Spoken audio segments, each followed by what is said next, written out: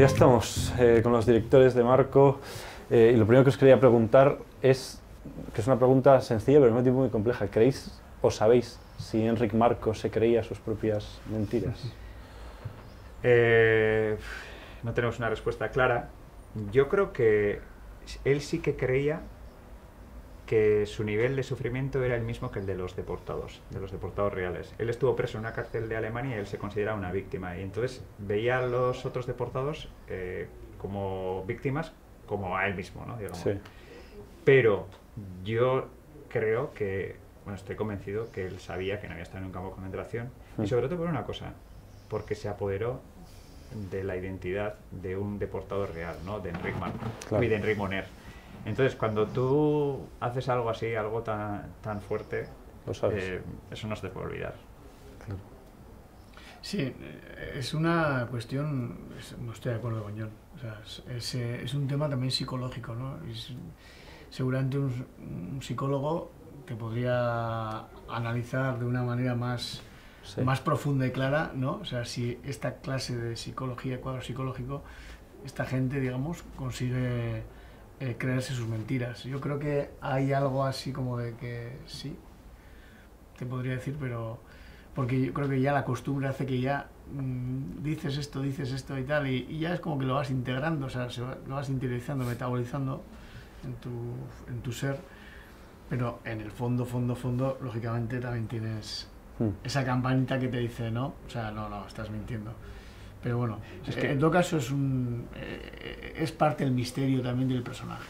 Sí, pero el hecho de contar esto en primera persona, ¿no? Todo el rato y con tanto detalle, al final yo creo que también, no sé, me resulta difícil creer que él se lo creyese, porque además, conociéndole un poco, nosotros tuvimos la oportunidad de conocerle bastante, y no creo que él fuese un delirante. Ya. Hablando de eso, de cómo le conocí, en el 2006, si no me equivoco, le conocéis, ¿cómo ha sido todo este tránsito para que de repente ahora llegue la película? ¿Lo teníais pensado desde el primer momento? ¿No? Bueno, ha sido un proceso larguísimo, 18 años con esta película, que se hizo pronto, y la idea inicial era hacer un documental. Por tanto, hubiese sido algo muy diferente, ¿no? Claro. Y bueno, nos juntamos con él unas cuantas veces y un día nos dice que quiere ir a Alemania en busca de unos papeles que certifiquen que, aunque no ha estado preso en un campo de concentración, sí estuvo preso en una cárcel. Y ese día, cuando nos plantea eso, nosotros hasta entonces nos habíamos reunido con él, pero sin cámara, sin equipo de sonido ni nada, ¿no? Pero sí que ahí pensamos que eso lo teníamos que grabar porque sería un material muy interesante para el documental. Pero él nos dijo que era muy personal, íntimo y que prefería ir solo. Y lo entendimos, lo respetamos obviamente, pero cuando vuelve de ese viaje nos dice que había ido con otro equipo de documentalistas, con los que además había firmado un contrato de exclusividad, y por tanto imposibilita nuestro documental, ¿no? Además luego vemos ese documental que es Ich bin Enric Marco, que es parte de nuestra película, ¿no?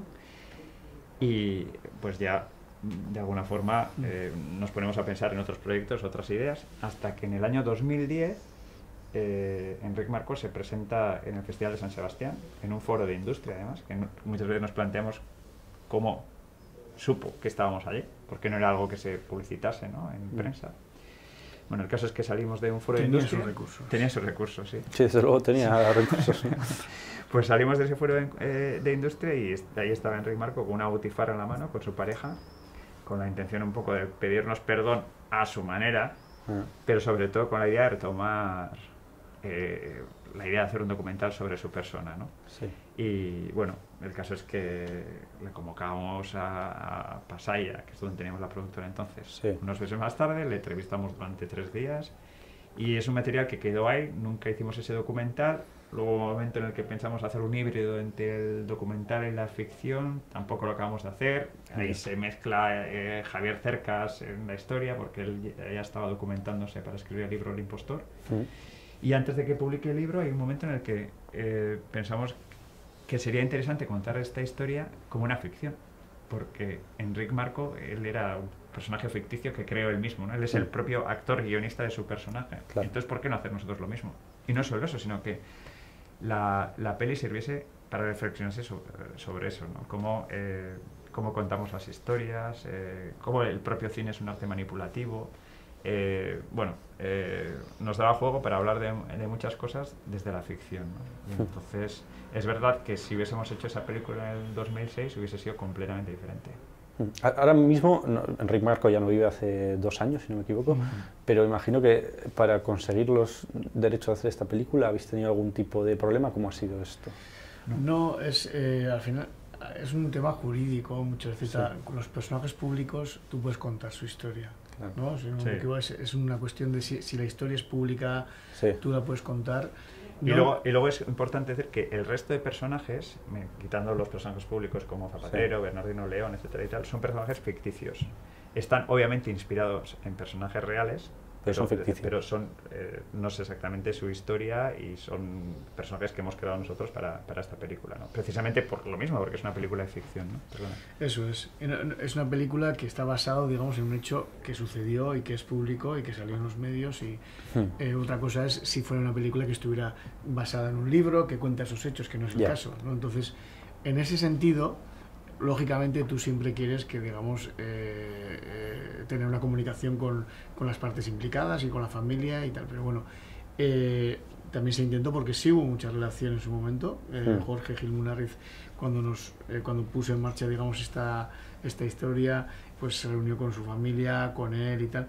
Bueno, y luego ya últimamente, lógicamente, la familia pues llega a un punto en el que dicen, bueno, no podemos decir que no a esto, tenéis todo el derecho del mundo, pero no queremos saber nada del tema, y entonces lo respetas. ¿Han visto la película?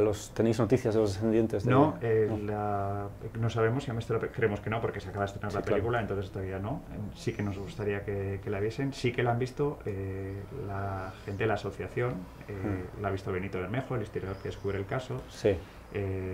Bueno, y luego otros personajes que están implicados en la película la han visto, y para nosotros la verdad es que ha sido muy satisfactorio ver su reacción, ¿no? ¿Qué han opinado? Un poco así. Pues les ha gustado y nos han dicho que algunas cosas no son tal cual sucedieron, pero han entendido que es una película de ficción, ¿no? Y que en la esencia se cuenta la historia de Marco y de todo el escándalo. Entonces, para nosotros eso siempre es importante, ¿no? Cuando trabajas con material que toca la realidad o cosas que han sucedido, bueno, tratarlas con el mayor respeto posible y bueno, ver que no ha entrado mal la película en ellos, para nosotros, pues como te digo, ha sido algo que nos ha gustado mucho. Imagino que el 2006 no, pero con el tiempo que habéis conocido un poco a Enric Marco, ¿al final se siente un poco de fascinación por la persona o no?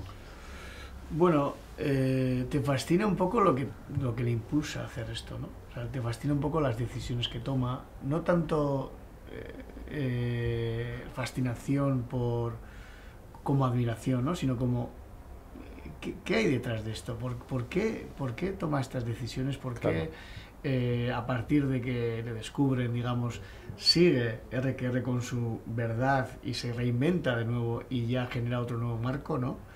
Que es la persona que estuvo en una prisión en Alemania, no en un campo de concentración, pero que eso, digamos, que no les de menos, digamos, en comparación con otros deportados, ¿no? Entonces, y luego su capacidad, digamos, de mirarte a la cara y decirte esto es así, sabiendo luego que no es así, porque luego se descubren ciertas cosas. Nosotros le entrevistamos, como ha dicho Jon, y durante 15 horas nos contó cosas, verdades como puños, como él diría, que luego realmente Javier Cercas en su libro los echó abajo, porque dijo esto realmente no fue así y tal, y se comenta de esta manera. Entonces, ¿qué le impulsa a esta persona a actuar de esta manera y hablar de sí? Y la necesidad que tiene un poco de una cosa es maquillar, pero otra cosa es prácticamente no sé, multiplicar tu historia por 1000, ¿no?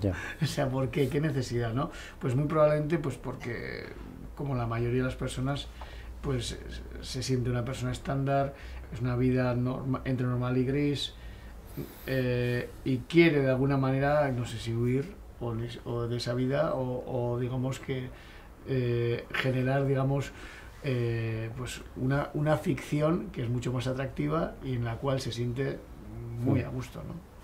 Todo eso es fascinante para nosotros. Y más allá de mentirosos, digamos, habituales, como pues Enrique Marco, al final todas las personas mienten de una u otra manera, ¿no? ¿Creéis que en ocasiones es positiva o necesaria la mentira?